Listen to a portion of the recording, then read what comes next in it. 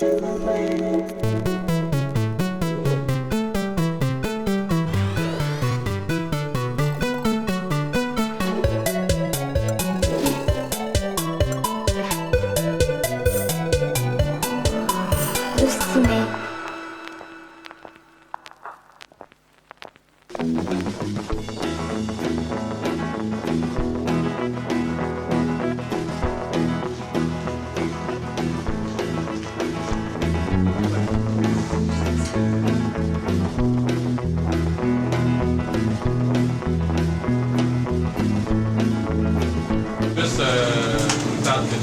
le ketchup. Il y a un autre adresse, beaucoup de choux.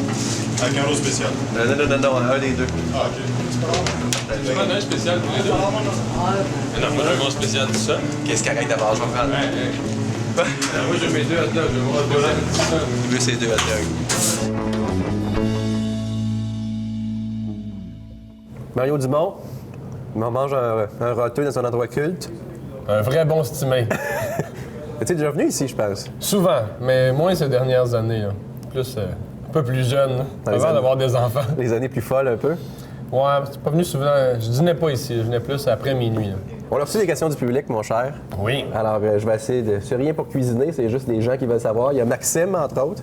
Est-ce que Mario Dumont est toujours un gars de Rivière-du-Loup, un gars de Québec, un gars de Montréal? Il est un gars de où, là? Ben là, je suis un gars de la Rive-Sud. Je reste sûrement quelqu'un de Rivière-du-Loup, Kakuna, pour être plus précis, parce qu'on est toujours natif de quelque part. Mais je suis un gars de la Rive-Sud, très heureux d'y être. Fabien, maintenant, il veut savoir si vous croyez en la clique du plateau et si oui, c'est quoi? C'est qui? Bon, c'est clair qu'il y a une vision très montréalaise plateau, dont moi j'ai été infiniment victime, qu'il y a une sorte de pensée unique, pas loin de pousser en religion, mais surtout qu'il y a une influence démesurée. C'est que la vraie affaire de ça, il pourrait se trouver dans un village en Abitibi, une gang de monde qui pense tout pareil, puis bien différent du reste du Québec. En fait, peut-être ça existe, tu sais. C'est juste qu'ils n'ont pas accès aux médias. Ils ne contrôlent pas Radio-Canada, ils ne contrôlent pas les salles de nouvelles, les producteurs. Ils ne contrôlent pas l'univers médiatique. Fait que ça existe.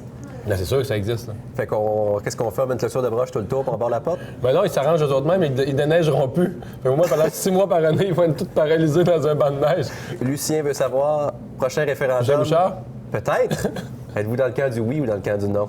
Mais c'est dans le camp du oui, la Je suis dernière dans fois. aucun cas, je suis pas en politique. Là. Mais honnêtement, je ne pense pas qu'il va y avoir de prochain référendum. Il y a un gros chèque qui s'en vient. Là, Ouais, et je pense que les deux... je pense qu'il y a eu 2 référendums. Les Québécois ont voté non. Puis moi, après le deuxième, j'ai tourné la page. C'est-à-dire que pour moi, ça n'existe plus. C'est plus dans le paysage. Il y a le PQ là, qui fait des flacs-flacs dans son bain pour faire du bruit, pour faire renaître ça. Si le Québec était vraiment là, radicalement menacé, là, tu sais, d'extermination de sa culture, tout ça, il y aurait 80 des gens qui voudraient la souveraineté ou 75 la semaine d'après.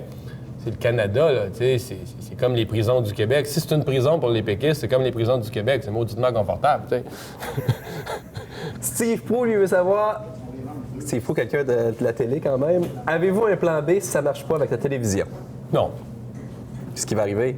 Ah non, mais je veux dire, un plan B. On m'a demandé la même question en politique. Tu peux pas vivre avec des plans B. Tu fais quelque chose, tu t'investis dans ce que tu fais. Si tu travailles avec un plan B, ça veut déjà dire que tu n'es plus à 100 passionné puis engagé dans ce que tu fais. Camille, qui veut savoir, il ou elle, aspirez-vous à devenir le prochain Anderson Cooper du Québec? Non. Ben, d'abord, j'ai jamais, dans ma vie, ça m'est jamais arrivé de penser à imiter quelqu'un, là, de devenir le prochain ou d'être comme. Ce parallèle-là tient pas la route quand on se met à regarder les budgets, tu sais. Le budget que cette émission-là, Anderson Cooper part une gang de 4, s'en vont passer une semaine en Afrique pour faire des reportages. Non, mais il y a une équipe d'enquête qui... Vous autres, vous avez l'Afrique que vous pouvez glisser sur un écran? Ah, voilà. C'est pas rien, ça. Nuance, quand même. Simon, lui, veut savoir qu'est-ce que vous pensez du maire Labaume?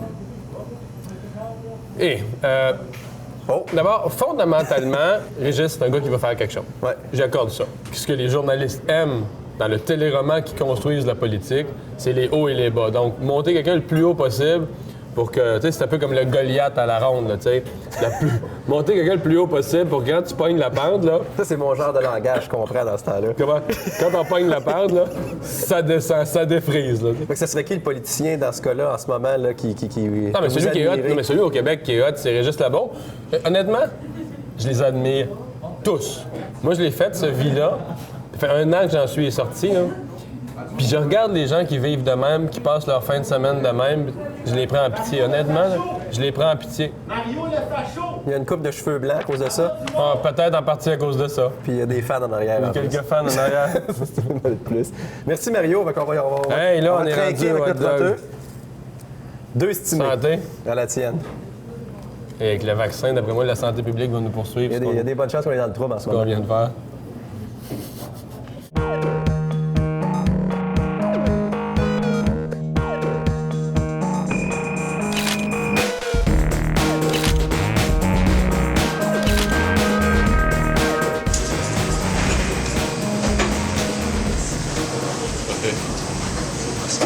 Ça, c'est bon, là.